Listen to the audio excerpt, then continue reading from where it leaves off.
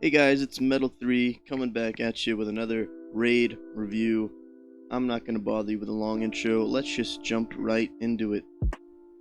So I decided to take a bit of a break from streaming every day. I wasn't really happy with the quality of VOD in my last video. As you can see, the video kind of is a little choppy in some parts, but it's totally 1080p higher definition. This raid was really cool anyway, so I figured I'd make a video with it. I'll still be streaming every other day, so go drop a follow if you want to say hi. So we are back on customs. I know a lot of people hate this map.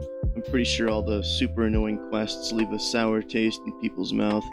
But the more you play the map, the more you get to know it, the better you're going to do in those early wipe scenarios, late wipe scenarios, and more you're going to enjoy the game, really. So here's a little map of the things that are in my head right now.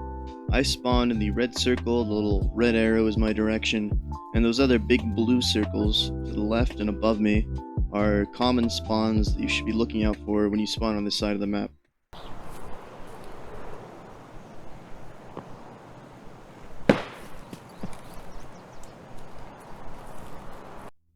So I'm heading north up the shore towards one of the other spawns that I marked on the map in the little blue circle, and lo and behold, there's a little team here. In this situation, you can see they have no idea I'm here. I'm just sitting in this bush, waiting for a good opportunity to start the fight.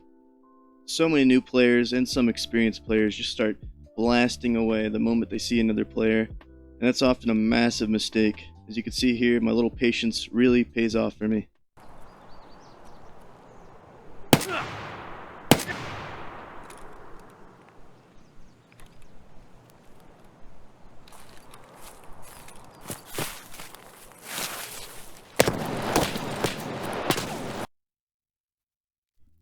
So that was almost a perfect example of what trigger control could do for you. I was able to take two of them out before the fight even started. After killing two of them, the third guy started shooting at me, so I committed to a pretty big flank further up the shore and around the front of the train.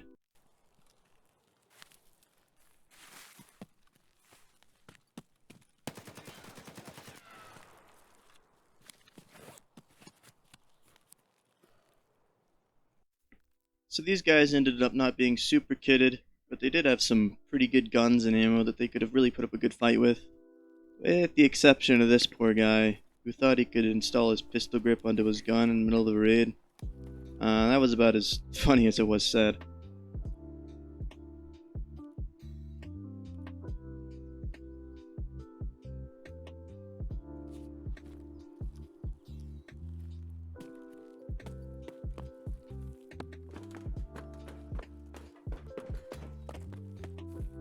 So a little further in the raid here, I find myself behind the bus depot, peek around the corner, and I see a guy up on the bridge. I pull out this scoped 8R that I got off one of those other guys, and I try to get a few shots off on him. I went for a headshot first, but missed, so I just got a couple body shots on him and dropped him.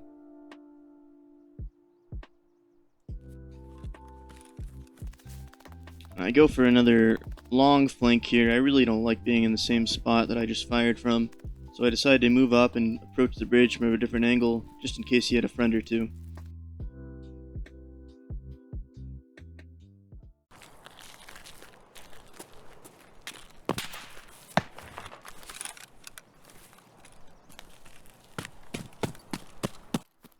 So once again, I go for a really wide flank here. The guy knows where I am. It's happened time and time again that I get spotted first. I repeat the same wall, the same angle. I instantly get shot in the head. So if you really want to improve your tactics, it's always a good idea to come from an angle they're not expecting, a different spot, because repeating the same wall will get you killed almost every time.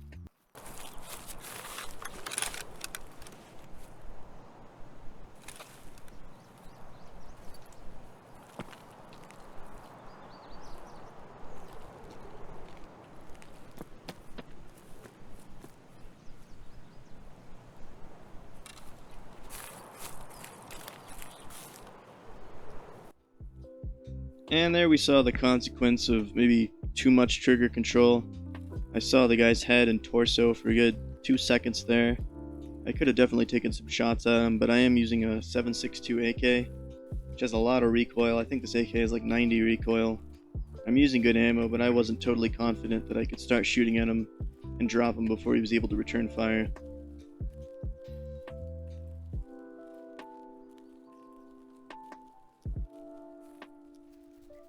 So this whole part here, me following him into the forest, I think was kind of a mistake in the end, because he totally flipped the tables on me without me even realizing it, maybe without him even realizing it.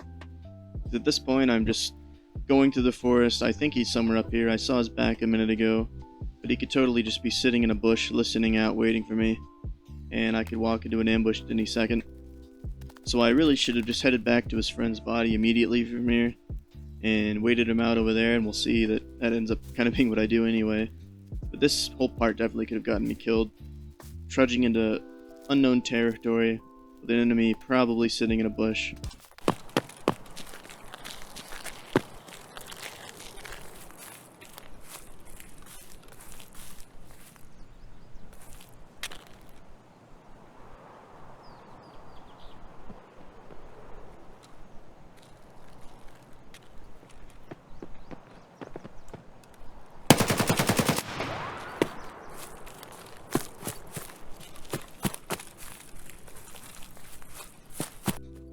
So that whole back and forth was actually pretty interesting. We both had really wide flanks. He tried to run all the way along the wall behind me.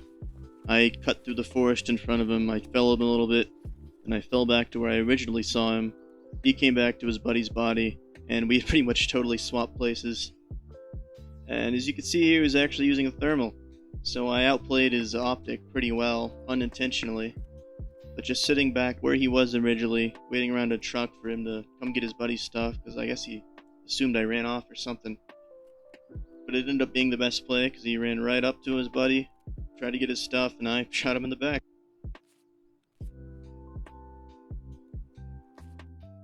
So that was about all the PvP for this one, guys.